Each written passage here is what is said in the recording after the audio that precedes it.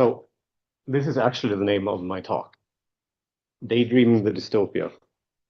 And I'm going to talk about tabletop role-playing game design and revolutionary politics, because that's who I am, okay? I want to start with something simple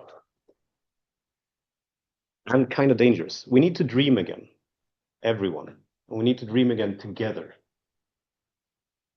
Right now, we're living in a period in our world where it's easier to imagine the end of the world than it is to imagine the end of capitalism. This is explored by Mark Fisher in his book, Capitalist Realism. The systems around us, economic, political, technological, don't just take our labor, okay? They, that is the capitalist tech lords, warmongering politicians, and the broligarchs, they occupy our attention, okay? They take our time, our capacity to imagine, our ability to dream. The starting point for this talk came to me sitting on a train, and I was daydreaming. I was looking out the window, and I realized for the first, after a little time of this, that it was a long time since I did that. Most of the time, we just bring up our phone, right? We look at some app, we look at some images someone posted, and we don't allow our mind to wander. And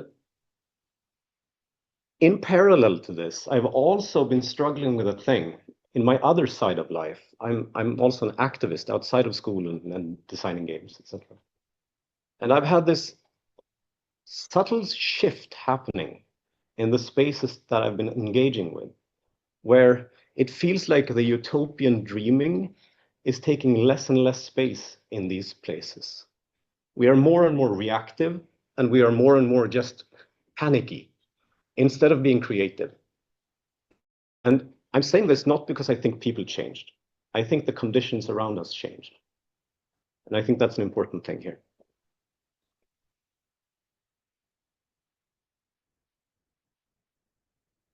I would say that our capacity to dream together have been slowly extracted, colonized by urgency, fatigue, and distraction. And this begs the question, what happens when we lose the ability to daydream? What happens when our imagination becomes another site of extraction? In that context, tabletop role-playing games become something much more radical than they first appear. Tabletop role-playing games are a sort of daydreaming, and that makes them profoundly subversive. The way I see them, they are political rehearsal spaces, right?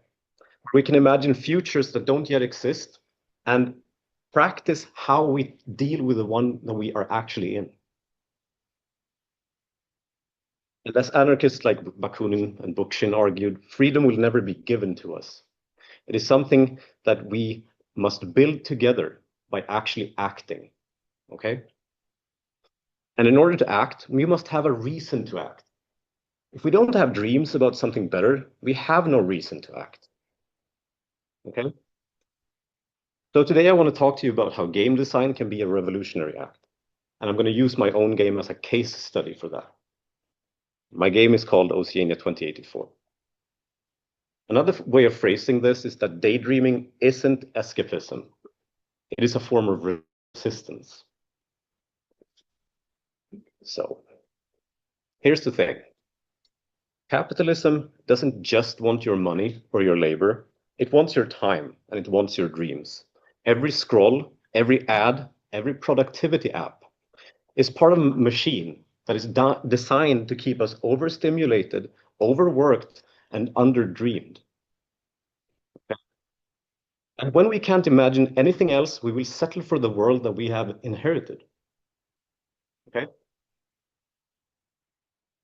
Imagine becomes a kind of casualty of the system, but it is also a battleground. Okay?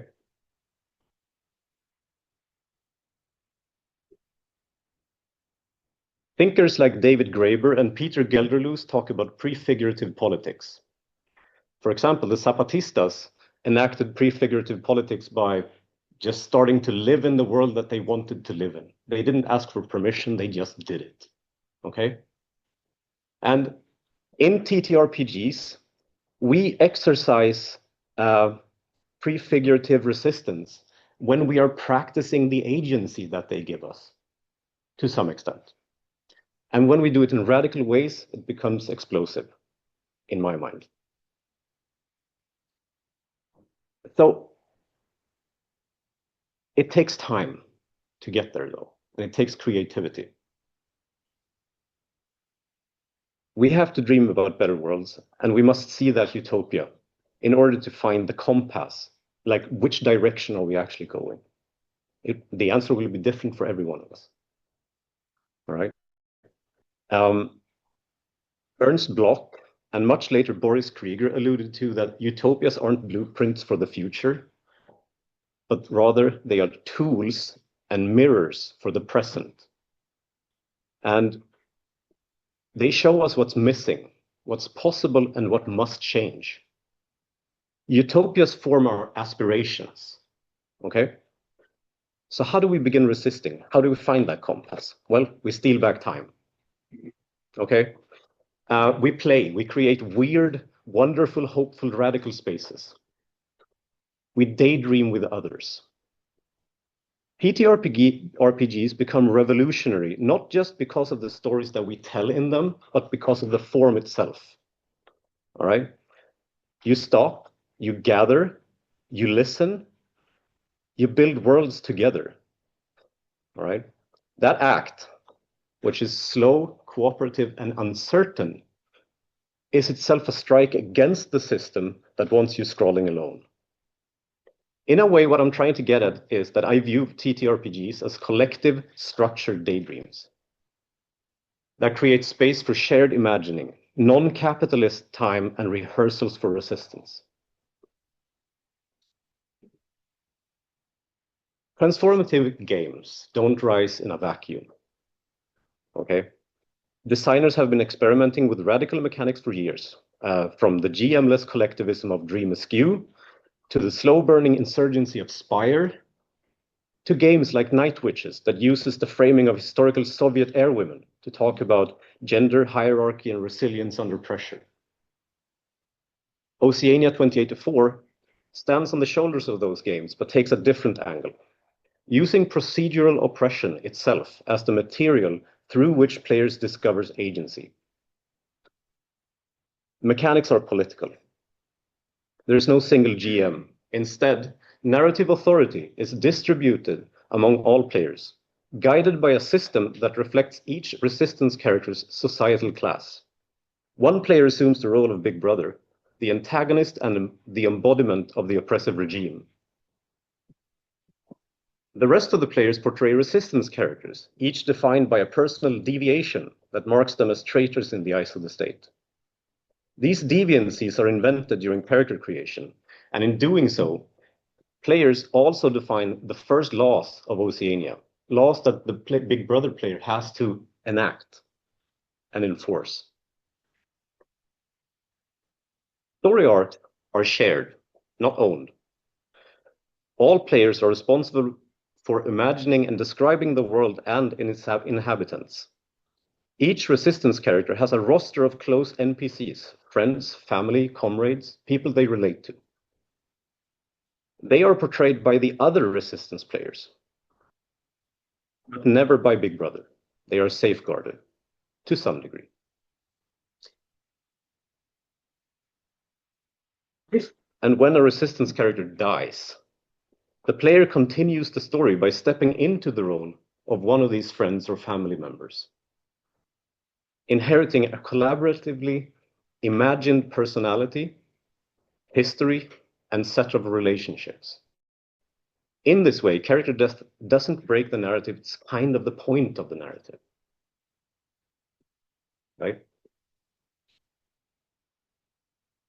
Play is slow and dialogic. It invites conversations around the narrative at the table. That's intentional. Players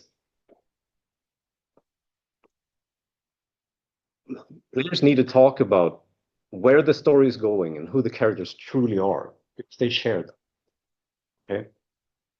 Because narrative authority is shared, players are motivated to understand not just their own roles, but the full web of NPCs and relationships within the campaign. The game's rule system operates on two levels simultaneously. One set of mechanics simulates the dystopian logic of Oceania, the capitalist realist system that the game immerses you in, where surveillance is constant, resistance is punished, and deviation equals danger. The other the other rule set guides players through co-creation. It gives structure to that collaborative daydreaming. One of the jurors of the RPG Magnifico Award that was recently given to the game described their experience of playing against Big Brother. I am paraphrasing. Big Brother rolls the die without warning or explanation. It bled beyond the mechanics. It shaped the mood of the table itself. The ever-present gaze of the Big Brother AI is limited by rules designed to mirror the rigidity and reactionary nature of fascist systems. Meanwhile, the rules governing resistance characters define the cost of disobedience and force players to confront the question, if everything is lost, why not do something to make it better? One player told me, wait, I'm supposed to play a character that resists the system, not fits into it. When that realization struck, it was so impactful. You may have noticed that I haven't said much about skills, abilities, or positive mechanics in that matter. That's intentional. Oceania 2084 doesn't define characters by what they can do. It defines them by the world they live in and by the emotional and political forces that act upon them. Player agency isn't pre-scripted, it's improvisational. What you do isn't listed in the rules. It emerges from how you choose to engage with the oppressive system that the rules simulate. The game challenges the reflex to simply follow the rules. It asks players to reimagine what resistance could look like, and in doing so, it expands their understanding of their own agency. This isn't just aesthetic, this is theory and practice in my mind. And it is where we enter the territory of emancipatory and procedural bleed. While the game can absolutely be played in a more casual or leisurely way, one of the most consistent pieces of feedback that I've received through the years is that it provokes genuine reflection on your own agency. As Ian Bogost and Mary Flanagan argue, and as Red Carnations on a Black Grave by Catherine Rahman shows through design, games encode ideology in their systems. Oceania 2084 encodes an embodied refusal, a refusal to be surveilled, to be ruled, and to be reduced to data. It invites players into speculative futures where resistance is relational, not reactive, where we don't just talk about liberation, we rehearse it, right? I would also argue that it's not just an adaptation of Orwell's Dystopia, it is an intervention, a tool for imagining ourselves as inherently responsible for the resistance. Okay. So let me end with this.